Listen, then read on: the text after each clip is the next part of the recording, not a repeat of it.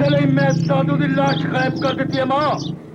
नेकम जातो मैं तुसी मामा दे पुत्र इंज कतल।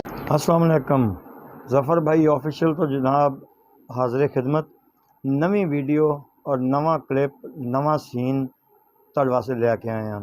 और अज दा सीन जिहड़ा ना अज दा सीन अगर इहदा तुसीं नाम दसोगे इस फिल्म दा दसोगे और दसोगे भी ये किहड़ी फिल्म आ तो फिर मैं मन्नांगा कि वाकई तुसीं पंजाबी और पंजाबी फिल्मां नाल पंजाबी हिस्टरी नाल दिलचस्पी रखदे हो।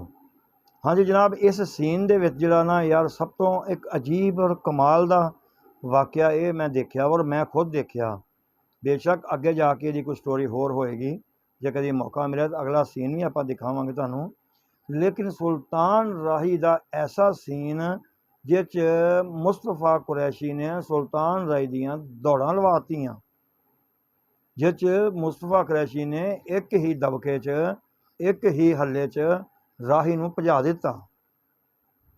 अगला तो हुण सीन अगले नाल होएगा ना, लेकिन उस वेले जनाब सुल्तान राही साहब जिहड़ा सी ना मकसद ये आ उन्हें उन्हां दी दहशत जिहड़ी सी ना वो बर्दाश्त ही नहीं कर सकिया ते सुल्तान राही ने दौड़ां लातियां। वो की वाक़या सी, किस तरह की फिल्म हो सकती है, इहदी स्टोरी कैसी हो सकती है। मेरा तो ख्याल आ कि ये तो हमेशा तुसी ही दसदे हो ते तुसी जो दसदे हो तो फिर मैनूं ज़रा खुशी हुंदी आ ते बेहतर यह जनाब इस फिल्म का नाम भी दसना और जे हो सके तो मैनूं छोटा जिहा इहदा क्लिप भी भेजना ताकि मैं जिहड़ा ना ये देखांगा भी तुहानूं वाकई बड़ा इंटरस्ट हैगा वा। लो जी पहले आपां इवें करदे हां कि आपां जिहड़ा ना इस फिल्म का शार्ट जिहड़ा ना मैं तुहाडे वास्ते चॉइस कीता वा। पहले आपां शार्ट कैसा लगा और तुहाडे हिसाब दे नाल ये किहड़ी फिल्म हो सकदी है, क्योंकि ये फिल्म काफ़ी पुरानी है।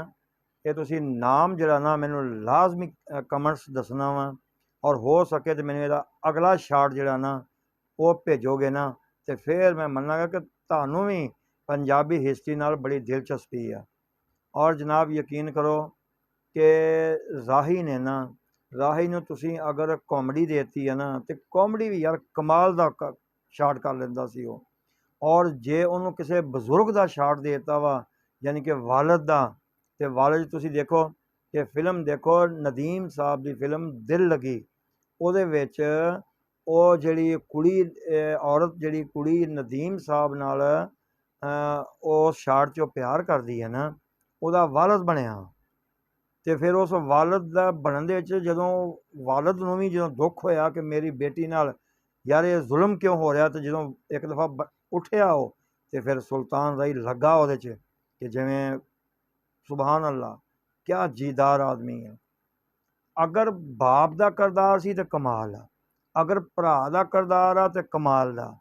और तुहानूं मैं एक होर गल दसां कि राही साहब की एक फिल्म हैगी आ वो फिल्म का नाम आ मुजरम। ठीक है, ये क्योंकि मेरा शार्ट नहीं है ਉਹਦੇ 'ਚ मैं उन्होंने वकील का शार्ट 'ਚ देखा एज ए वकील बनया होया ਤੇ वकालत ਕਰਨ ਲੱਗਿਆਂ ਜਾਂ ਵਕੀਲ ਦਾ ਸ਼ਾਰਟ ਦੇਣ ਲੱਗਿਆਂ ਉੱਥੇ ਵੀ ਯਾਰ ਕਮਾਲ ਸੀ। ਕਈ ਜਗ੍ਹਾ 'ਤੇ ਰਾਹੀ ਸਾਹਿਬ ਜੱਜ ਵੀ ਬਣੇ ਆ ਔਰ ਜੱਜ ਸਾਹਿਬ ਦੇ ਰੂਪ 'ਚ ਵੀ ਕਮਾਲ ਦੇ ਲੱਗੇ ਆ। ਯਾਨੀ ਕਿ ਯਾਰ ਅਜੀਬ ਕਰੈਕਟਰ ਐਕਟਰ ਕਿਸਮ ਦਾ ਆਦਮੀ ਸੀ। ਲੇਕਿਨ ਚਲੋ ਉਹ ਤਾਂ ਸਭ ਨੂੰ ਪਤਾ ਹੈਗਾ ਕਿ ਉਹ ਕਿਸ ਤਰ੍ਹਾਂ ਦੇ ਸ਼ਾਰਟ ਔਰ ਕੈਸਾ ਐਕਟਰ ਸੀ। ਲੇਕਿਨ ਜਨਾਬ ਇਸ ਸ਼ਾਰਟ ਦਾ ਜਿਹੜਾ ਨਾ ਤੁਸੀਂ ਮੈਨੂੰ ਫਿਲਮ और हवाला और इस फिल्म च खास कर इस शार्ट के अंदर किहड़े किहड़े एक्टर खड़े आ अगर उनका नाम दसो ना तो मैं मन्ना वाकई गल सही कि तुसीं इंटरस्ट रखते हो। ठीक है जी, इंशाअल्लाह किसी अगले जी ना वीडियो नाल अगले शार्ट नाल अगले सीन नाल फिर हाज़र होवांगे। उन्नी देर तक अस्सलाम वालेकुम।